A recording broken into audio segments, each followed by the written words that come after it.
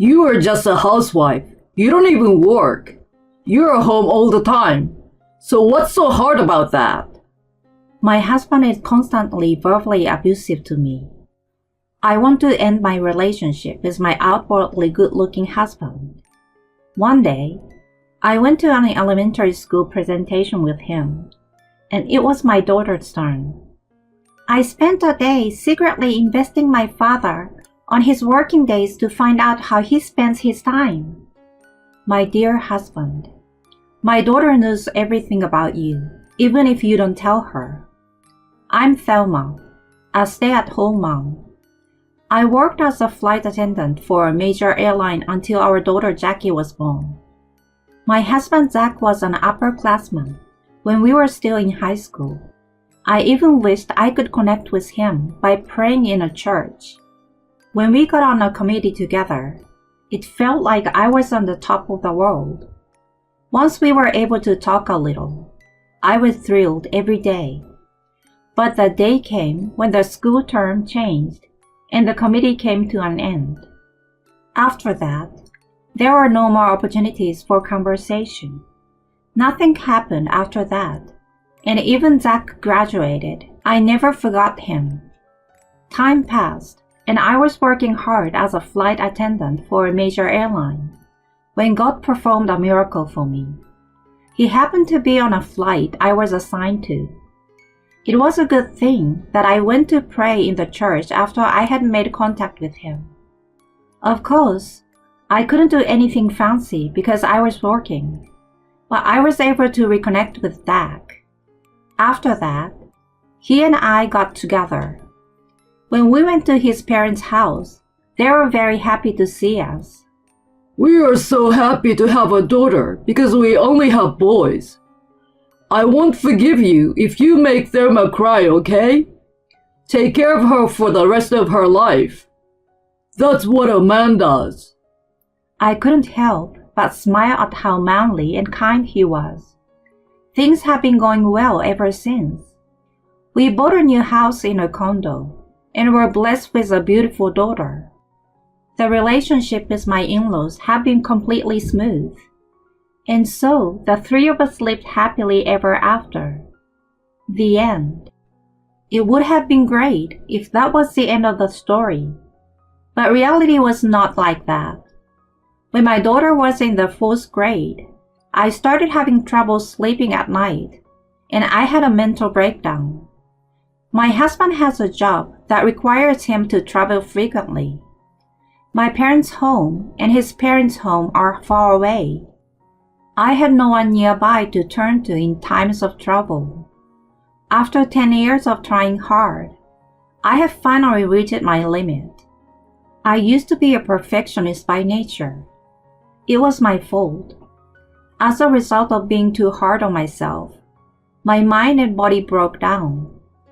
My husband's attitude toward me became cold when I couldn't do my housework properly and kept crying.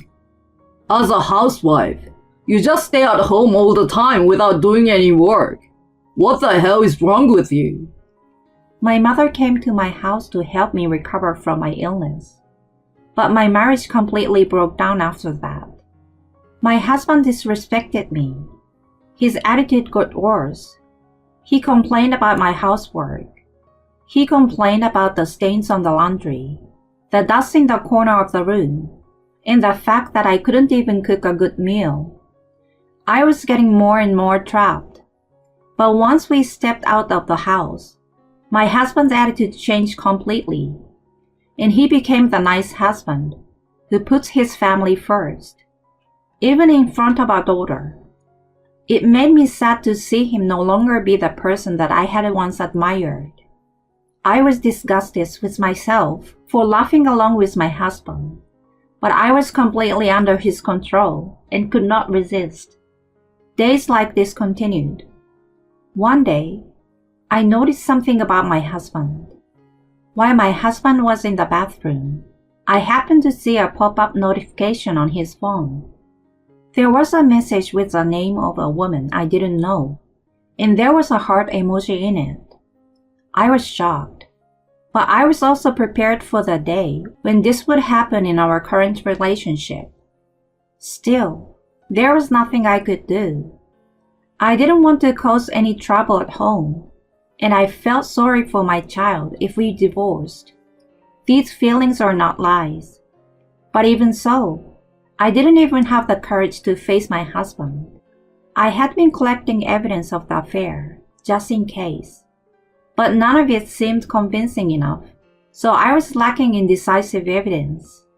It is too painful to continue living like this. I might get mentally or physically sick again. What should I do? Then something happened that made me despair even more. It was my daughter's birthday, and my husband was going to buy a cake for her on his way home from work. It was a very delicious cake, made by a famous pâtissier, which she loved. But it was not something she could eat on a daily basis. So when I told her it was special this time, she jumped with glee. It's 6 p.m. The meal was almost ready. My husband has not come home yet. I text him, but he doesn't read my messages, and even though it's already 8 p.m., he still hasn't come home. I start eating dinner with my daughter. 10 p.m. He doesn't come home. My daughter is asleep. I'm used to him neglecting me. But this behavior toward my daughter is unforgivable. I reminded myself that I had to speak up for once today. It's 2 hours past midnight. My husband finally came home. He doesn't say anything when he comes home. He goes past the living room and goes straight to the bathroom. I follow and approach him there. Hey. Oh, I didn't know you were up. Hey, it's Jackie's birthday. What did you do with the cake? I'm tearing up as I speak. Oh, I forgot. Of course I was working, right? I'm tired. Give me a break, okay? Not one word of apology. It's easy to guess that he was with someone instead of working. His family doesn't matter to him anymore. I went to my bedroom in tears, thinking that I would not be able to question him even if I talked more. In bed, I bit my lip and cried, trying desperately to keep my voice down. I had no hope for the future in my life. I had given up on everything. And yet, the seasons change. Summer vacation was over. One day, it was the day of my daughter's presentation of her summer research. She told my husband and me every day that she was going to make an outstanding presentation and that we should definitely come. On the day of the presentation, my husband was ready to go. He ignored the birthday cake, but it was obvious that he wanted to show the parents and teacher at school that he was a family man. Oh, it's Jackie's parents. What a wonderful family you have. My husband was happy to hear this from the other parents. No. My daughter wanted me to come. This is no big deal. I give a rueful fake smile.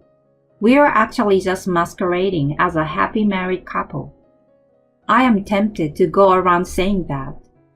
We enter the classroom, and soon after, the presentations begin. Jackie's classmates had their own research topics. Some brought dioramas to show off, while others presented the result of their research on electricity, plants, and environmental issues. As expected of sixth graders, they were very well prepared. As I was watching, Jackie went in front of the blackboard. She stood in front of the blackboard, took a deep breath, and began her presentation. I could feel some nervousness in her voice. My summer research is about my dad. Oh wow, you're so loved by your daughter. The parents next to me said that to my husband. Well, she's kind of like her daddy's girl. He shows a bashful expression. Jackie continues her presentation. My dad is a very handsome man. He was certainly the man of my dreams, and he is very good looking. Only on the outside though. He is a salesman for a pharmaceutical company. He often comes home after midnight. Even though he is busy, he always comes to work looking sharp and cool like today. During the summer vacation, I try to find out if my father is really busy with his work and what he does every day. Jackie's presentation was getting a little weird. After finishing the introduction, Jackie operated the computer connected to the projector and moved the presentation material to the screen in front of the blackboard. I followed my father closely to find out how he spends his working day. He wakes up at 7 a.m., eats breakfast prepared by my mother, goes to work at 8 a.m., and arrives at the office at 9 a.m. At 9:30, he goes out for his rounds. He is always accompanied by a female employee.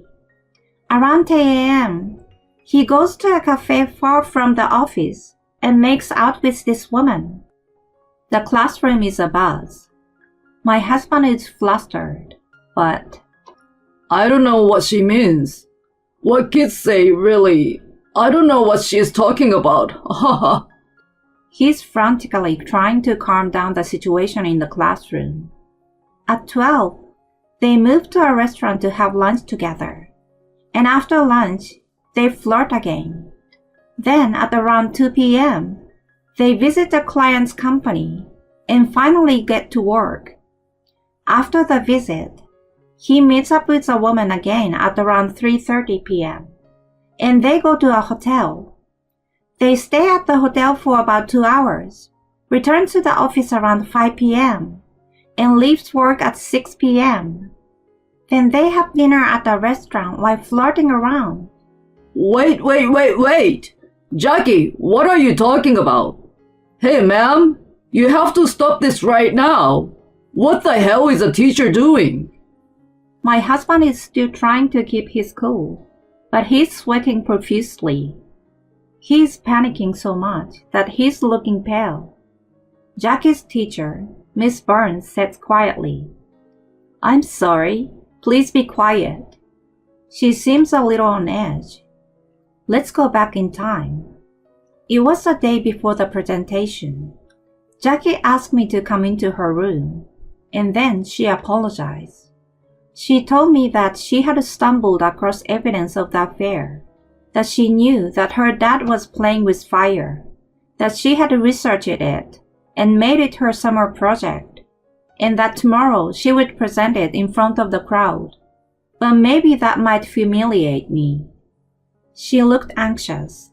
To be honest, I was surprised, but I was even more surprised by her ability to secretly follow her dad during the summer vacation, taking pictures and checking every detail of their interactions on social networking sites and messaging apps. I knew she was a strong girl, but I didn't expect her to be this strong.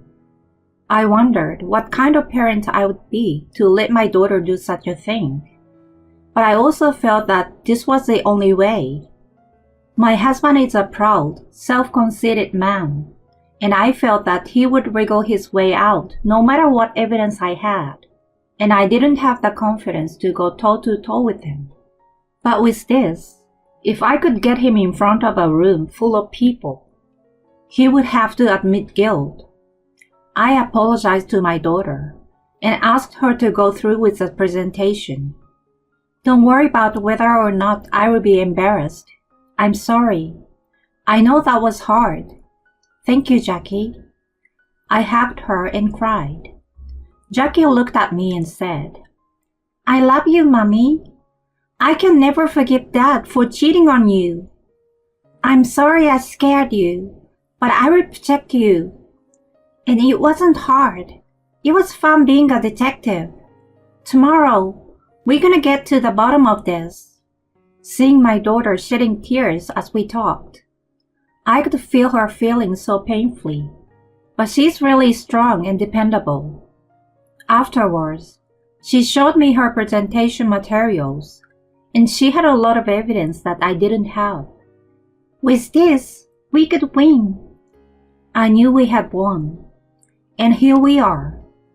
I'm now listening to the presentation with a great sense of calm because I had heard everything yesterday. I can even afford to enjoy watching my husband's reaction with a cool head. Jackie's presentation continues.